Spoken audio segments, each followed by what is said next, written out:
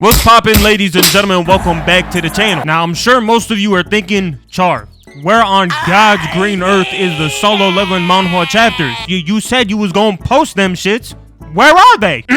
Well, little Timmy, let me tell you. I was getting ready to work on the solo leveling manhwa chapter 108 video, but then I started procrastinating, and then, one thing led to another, and now I'm talking about To Be Hero X. And before you pull out your pitchforks and knives, let me just quickly say that this anime is fire, and I'm not even playing. Like, look at this. Hey, what's good, my boy? Hey, let me just quickly say, you looking ugly as shit.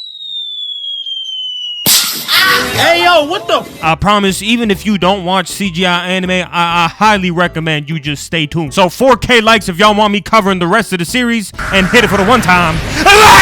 Now, the anime starts off with our main protagonist being Lynn proposing a superhero commercial pitch to his boss about the perfect hero being nice. And the commercial basically talked about how if you got a dream and you work hard enough to achieve it, then you can be just like the superhero nice. Which, short story short, just pisses Lynn's boss off because he started thinking that Lynn was just projecting onto this commercial, talking about, oh, you still got that dream of trying to be a hero, shut your ass up, you average as shit, I leave all the great stuff to the great people. Which had Lynn thinking, damn, I mean, like, when did being average become an insult? But this had Lynn's boss wanting him to redo the commercial. That was until Nice's agent started calling up the commercial company saying, you know what, scrap the whole thing, we don't want to work with you. Which, pissed off Lynn's boss and fired his ass on the spot. So now we're on top of this apartment complex with all his shit in hand, and he just staring off into the distance. And with no context whatsoever, this scene looks crazy. Like, bro really got fired, and he decided the best course of action was to go on top of an apartment and just stare off into the distance. Like, nah, that don't look right. But nevertheless, during this time, he ends up seeing a blimp of one of his favorite female superheroes, and he just kind of starts simping for a second until he turns around, sees a poster of Nice, and starts flicking it off. And this is when the plot gets put on its ass. Cause while he's in mid flicking off motion, Nice, the perfect superhero he was trying to make a commercial pitch for, end up appearing right in front of him. Which had Lynn feeling a little scared at first, until bro did one of the most unexpected things you would expect from a superhero. Cause he goes on to land in front of Lynn, walk up toward him, hit his ass with a quick ka-chow, and then fall down to his death. Like, what? And this had Lynn just as speechless as me, because I know for a fact I just saw bro come and fly down. Which meant that he did that shit on purpose. So now Lynn's in a situation where he's trying to figure out why the perfect superhero just offed himself, let alone his agency comes running right behind him and kidnap his ass. And after waking up from his kidnappination, the manager starts asking Lynn some questions as to what he did, why he was there, and what did Nice do just before jumping off. But Lynn didn't really have much to say. He just said he hit the pose and then fell. And during the time he's being questioned, the manager ends up getting a phone call from what it seems to be the boss, and he tries to make an escape, but she takes a barrel of paint and smacks his head on top with it, which had Lynn thinking he was finna be tortured just because of the fact that he knew the truth. But then after the manager took a good look at him, and you know, she got a corporate mindset, she was like, hold on a second, he kinda looks like Nice. And within the very next frame, this man has a whole identity crisis, because since the manager wanted to save the brand under any circumstance, and I mean any, she made it so that Lin Ling was the one that was reported to jump off of that rooftop, and had him switch identities with Nice to keep his brand going. Oh my god, they really killed this man off and just wiped him out of existence. I don't know whether to respect or be disgusted by the manager, because that is one hustler's mentality, I am not gonna lie. But either way, from here we see Lynn start copying every aspect of Nice's life and body to the point that it is identical. And bro's adaptability is low-key overpowered. I mean, he copied his appearance, his physique, his confidence, his riz, his hobbies, and even somehow managed to copy his powers. I barely even understand that. From what I do understand of Nice's powers, basically every person has a certain trust level, and as that trust level increases in that individual, or I guess identity, that person will get that said amount of power. Meaning that the more people trust Lynn, the more he will turn into Nice. But even though Lynn got Nice's identity down packed to a T, there was still one slight issue, because Nice actually got a girlfriend, which happened to be the girl that Lynn was looking up at on the blimp. Like, you know, his crush, yeah, he dating her now. And that instantly had Lynn both gassed and afraid at the exact same moment. He was like, I can't do this shit, but like I will if I have to. But for some reason, at like the very last second, the manager decided to tell him that they're on their way to go meet the girlfriend right now, and they about to do a live broadcast to test their love.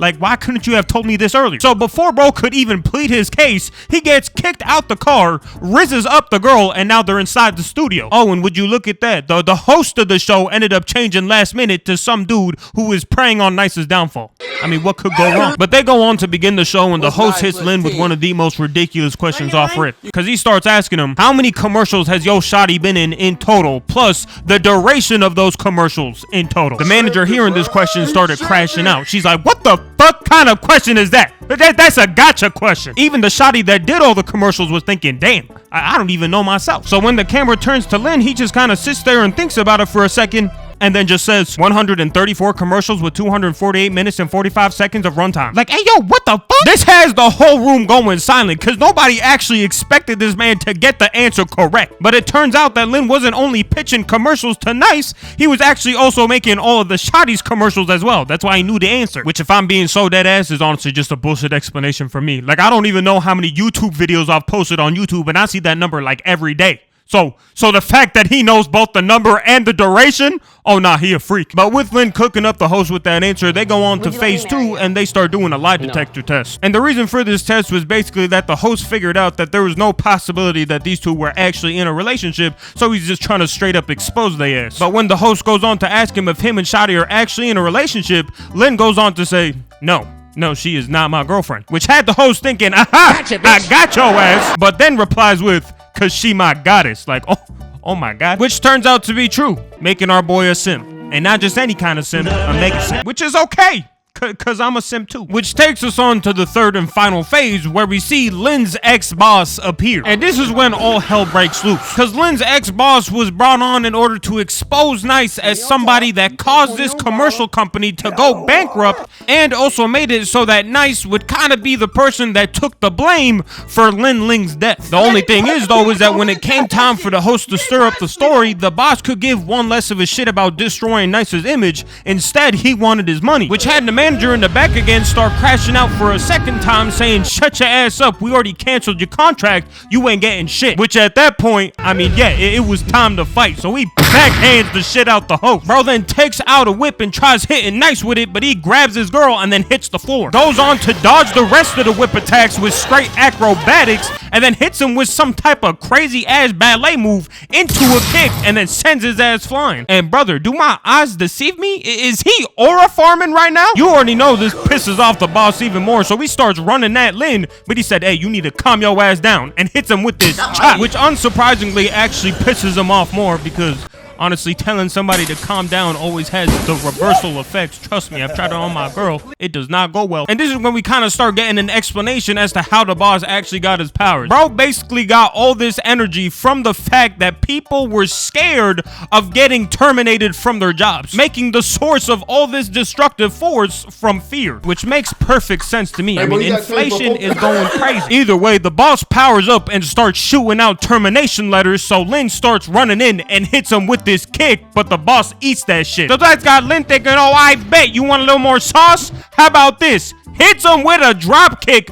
but bro, the boss did not move. And now it's the boss that's on the offensive, and all Lynn can do is just weave all his attacks up until the point that he shoots out a beam, which now has Lynn all up in his head thinking about the fact that he may not actually be able to become a hero. And then, you know, after a little bit of tough ass music, yeah, he got over that shit quick. Really pulled up on the boss's beam a second time, ran right through that bitch, hit him with the Falcon punch, and sent his ass flying. And with that, ending the fight with the boss.